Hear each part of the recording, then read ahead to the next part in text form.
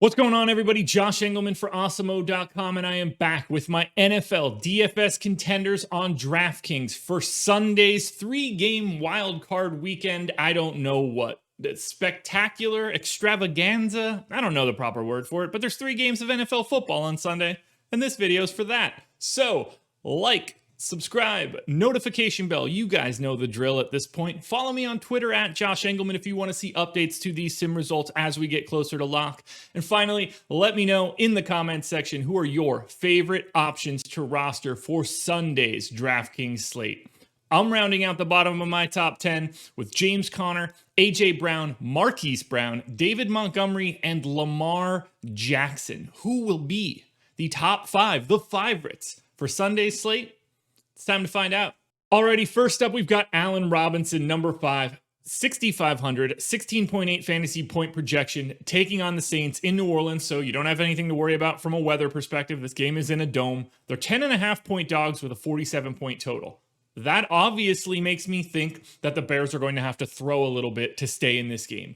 Now, that is a difficult proposition. Saints defense in Football Outsiders DVOA, second against the run, third against the pass. So I'm a little nervous there, but I still think that the opportunity will be there, and that is what I have to try to hitch my wagon to. I think Allen Robinson should see a ton of targets. I think he goes for north of 30 fantasy points 11.5% of the time. I think he's in the optimal lineup 35% of the time. I need to have some sort of piece of this Bears team just in case it stays close. And I think for it to stay close, they're going to have to sling the ball around a lot. Allen Robinson should be the guy that benefits the most.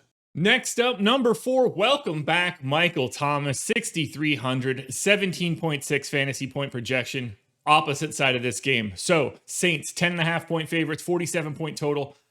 Bears defense, 4th against the run, 13th against the pass. Michael Thomas transcends matchup, and you know that if he is on the field, the targets are going to be there. Drew Brees loves throwing to Michael Thomas more than like most people love anything, more than I love pizza bites.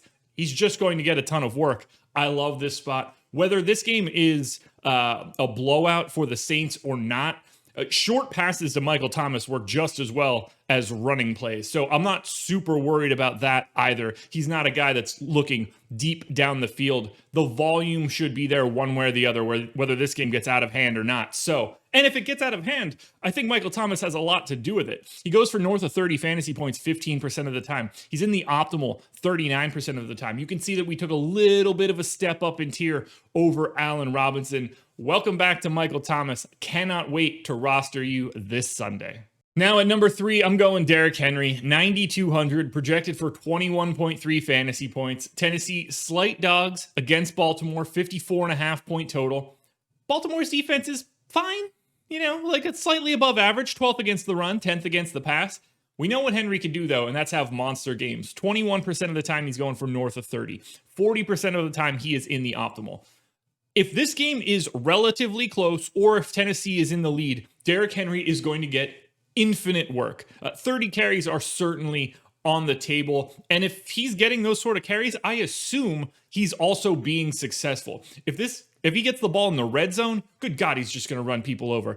I love Derrick Henry here. The $9,200 price tag is difficult on a 3-game slate, but I don't think it's all that problematic. He has a ceiling just from running the ball, especially, as I mentioned, if this game stays close, because look at the total, 54.5 points.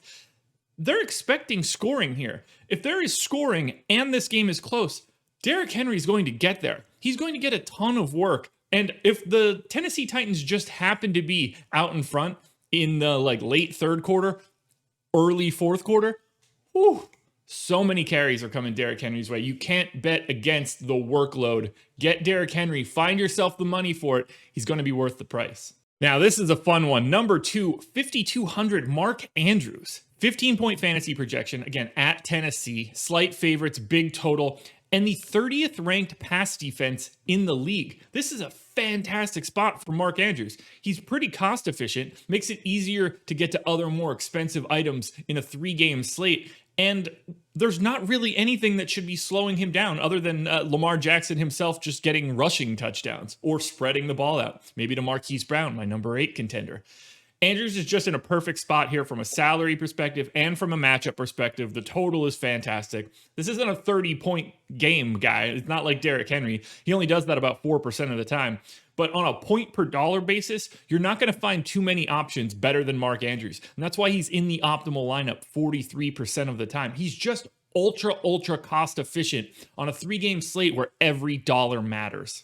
Now, before we hit on the number one contender for the slate, one last reminder, hit that thumbs up button. The like button helps me out a ton. I love seeing that number climb. Subscribe to the channel, hit the notification bell, and then follow me on Twitter at Josh Engleman. You want these updates. I'll be on our NFL Live Before Lock show tomorrow at noon with Chris Spags. We'll be breaking this one down again. So make sure you tune into that. What am I trying to say? Tune into that show. It'll be a good time. Spags and I'll hang out for an hour, and you'll have the updates to these sims. Finally, my number one contender on DraftKings this week. Welcome back again, ALVIN KAMARA, 8,500, 21.5 fantasy points, taking on the Bears. And another situation where whether they're out in front or slightly behind, which I expect them to be out in front, KAMARA is going to be involved. He's going to get some rushing carries, nothing too crazy, probably in that like 10 to 15 range.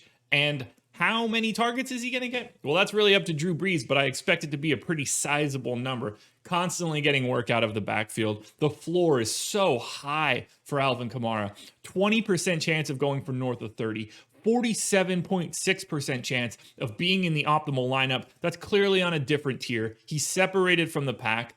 I understand that he's been out for a bit. That's not slowing me down at all. 10.5 point line, 47 point total. All of these signs point to an excellent performance from ALVIN KAMARA, and that's enough to make him my number one contender. Now, as you can see, this is going to be a lot like the Saturday video. If you haven't watched that, there's a link for it just in case these games haven't started yet. It's really hard for me to go and talk about other guys when it's pretty similar. Kamara's number one on both sites. Thomas is 4 on DraftKings and 2nd on FanDuel. Marquise Brown takes a big step up from 8th on DK to 3rd on FanDuel. That's a price thing. He's just a little bit easier to get to on FanDuel. Mark Andrews is near the top. Derrick Henry's near the top. Allen Robinson, Lamar Jackson. All of this stuff is super similar, so I'm just going to be repeating myself. But if you are playing on FanDuel, put a closer eye on Marquise Brown, keep a closer eye on Deontay Johnson, and the Saints defense actually looking pretty cost efficient for this Sunday slate on FanDuel. Another spot I think you could look. I don't have too much else to dive into. All I need to say is this. ALVIN KAMARA is the number one play. Whether you're playing on DraftKings or FanDuel, he is the best option for the slate and should be the first person in to any cash lineup that you build.